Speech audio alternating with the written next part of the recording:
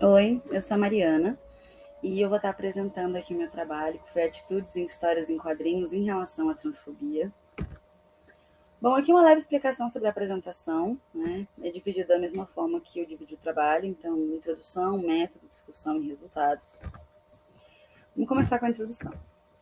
Bom, a comunidade LGBTQIAP+, historicamente, vem sendo excluída há muito tempo, né? E aqui a gente abre para o discurso do biológico versus o sociocultural. Né? A construção social versus o sexo atribuído no nascimento. O que isso quer dizer? Há três instâncias básicas, que é a assinalação de gênero pela qual ele é atribuído e rotulado, que aqui é a atribuição do gênero pelo nascimento, é uma questão cromossômica, genética, genital, né, e que é definida no momento de nascer.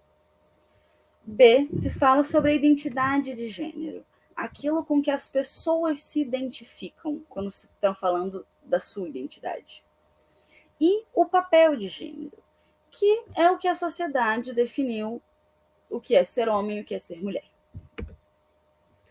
Bom, existem diversas formas de discriminação e transfobia, como a não utilização dos nomes sociais, a dificuldade em fazer os registros e conseguir documentos, a exclusão estrutural, o acesso à educação que é muito escasso, o mercado de trabalho qualificado que também é muito escasso, a questão dos banheiros públicos que vem sendo uma problemática e principalmente a questão da violência, né, ameaças, agressões e homicídios.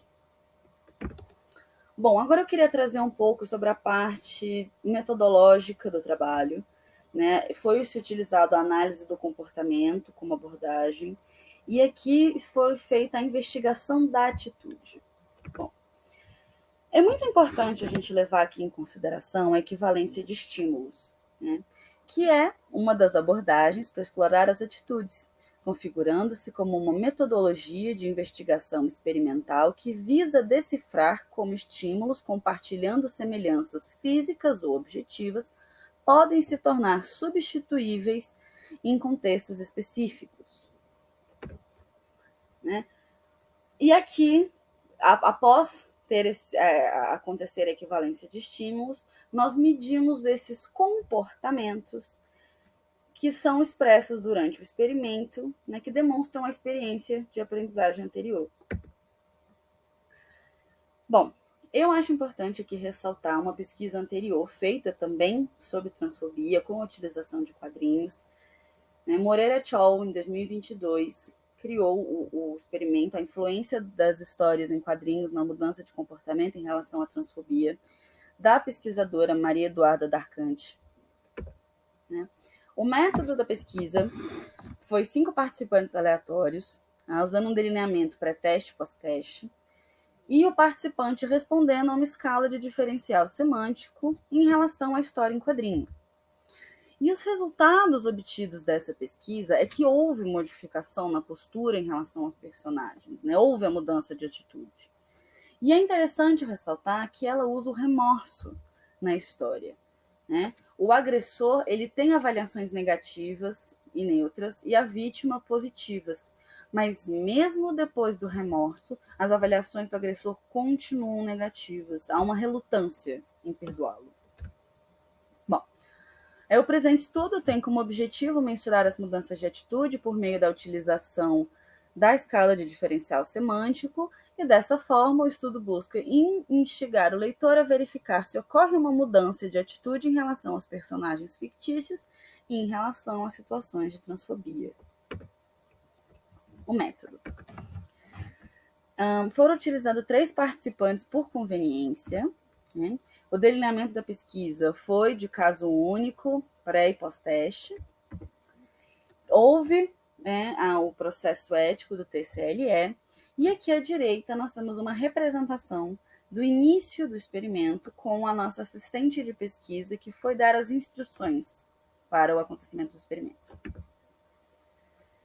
Bom, o local foi uma sala com projetor, né, e cadeiras. Foi-se utilizado um computador, o projetor e um tablet, né, e slides de apresentação Google Forms, Aqui no procedimento, aqui nesta imagem, está representando como o participante leu a história em quadrinho, foi projetado para ele desta forma. Foi apresentado as instruções pela assistente de pesquisa, que a gente viu agora há pouco, e aí entregado o tablet para responder o questionário. Então, foi-se apresentado a história em quadrinhos, onde houve 20 segundos para cada quadrinho, e no final do capítulo 2, a intrometida, foi respondido novamente o questionário para a elaboração do pós-teste 1.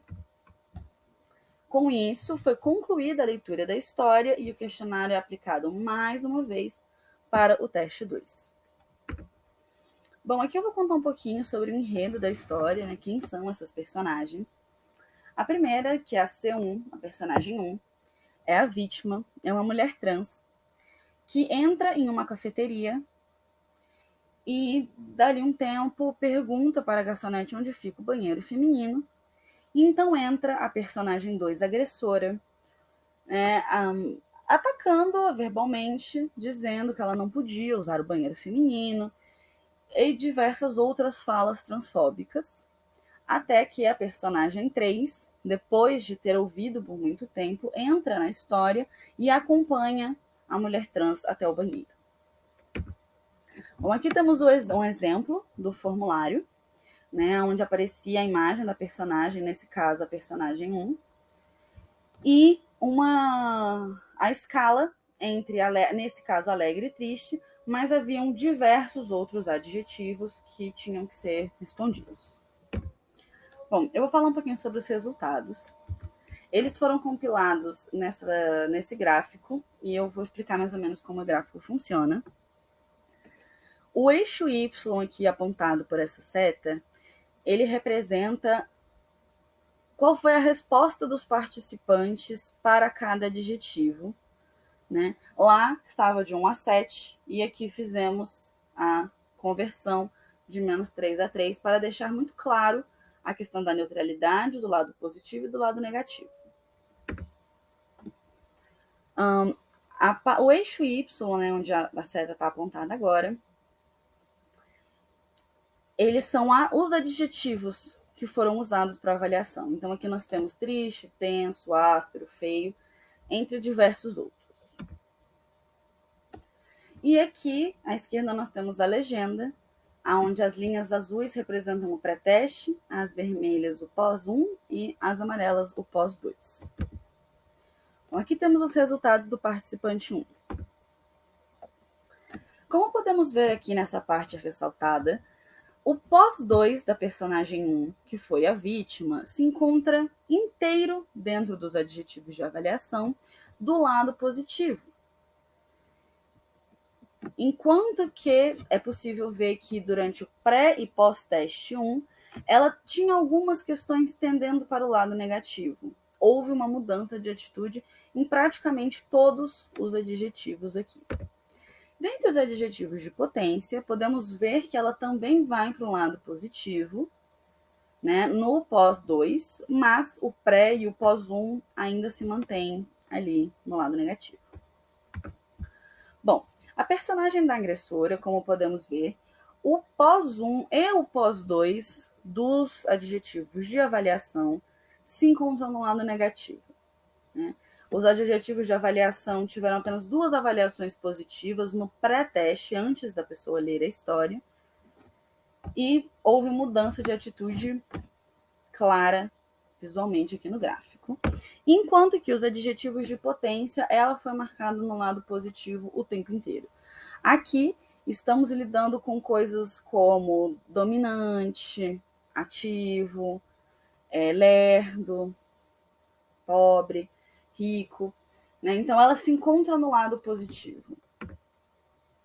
Enquanto que a personagem 3, né, ela também se encontra no lado positivo, no pós-2. Quando acaba a história, ela é julgada de forma positiva pelos adjetivos de avaliação. Entretanto, nos adjetivos de potência, nós podemos ver que a maioria foi para o lado positivo, mas a questão lenta, rápida, encontra-se no lado negativo, possivelmente por ela só ter realmente entrado na história no final. Essa foi a avaliação do personagem 1 geral. O participante 1, desculpa. O participante 2, bom, a gente vai começar aqui com a personagem que é a vítima, e ela teve uma avaliação extremamente neutra. Poucas vezes foi dada uma avaliação fora da parte neutra. Aqui não houve muita mudança de atitude, como podemos ver, a maioria das coisas começa no zero, se mantém no zero e termina no zero.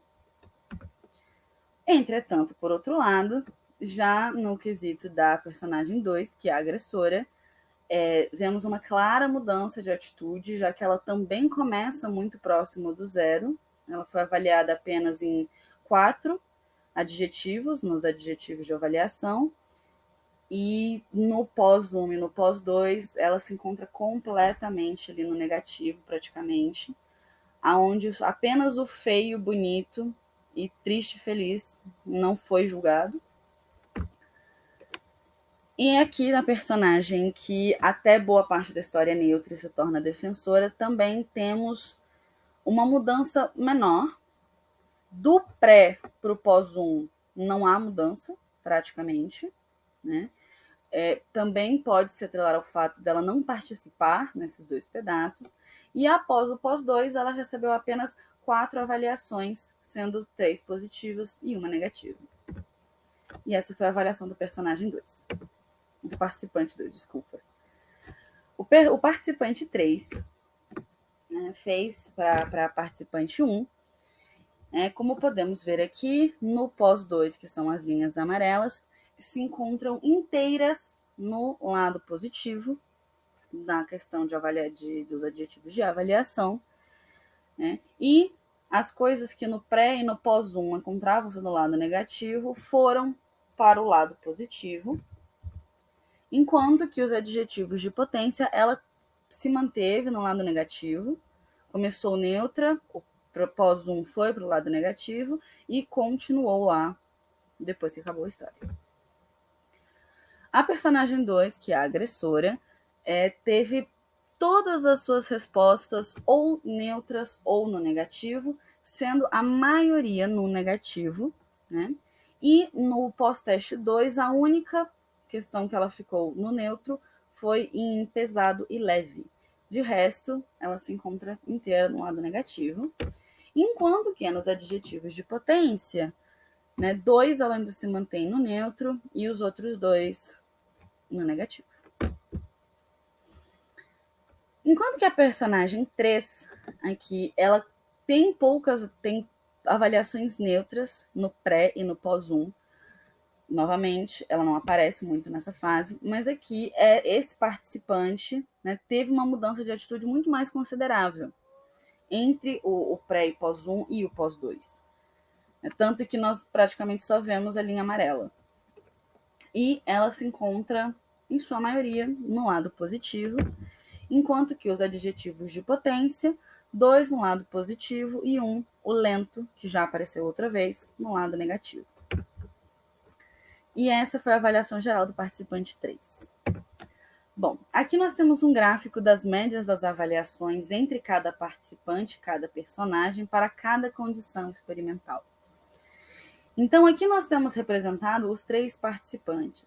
E é interessante ver que no caso da personagem 1 e personagem 2, que são respectivamente as linhas azul e vermelha, elas mantêm o mesmo desenho entre os gráficos, né? A personagem 1, que é descendo um pouco e depois subindo um pouco, a agressora, que é descendo e continuando a descer, e a personagem 3, que é a defensora, ela é uma que as linhas mudam entre os participantes. Nós temos uma em que ela sobe e sobe, enquanto que o resto ela desce antes de começar a subir. Bom, eu vou falar um pouquinho sobre a discussão. A personagem C1 ela recebeu avaliações mais positivas. A personagem C2 gerou respostas negativas consistentes. E a personagem C3 teve respostas variadas com uma mudança maior após o pós-teste 2. Bom, o experimento anterior de Moreira et al. Em 2022 valida e reforça os dados encontrados neste estudo, né? Porque indica uma repetição dos resultados. onde a personagem agressora e a personagem vítima tiveram resultados muito semelhantes nessas pesquisas que foram diferentes. E é recomendado para pesquisas futuras, usando esse método, entrevistas semi-estruturadas, para saber a questão subjetiva de como a pessoa fez essa avaliação, se ela tinha uma interpretação diferente de alguns adjetivos, ou algo do tipo. Muito obrigada.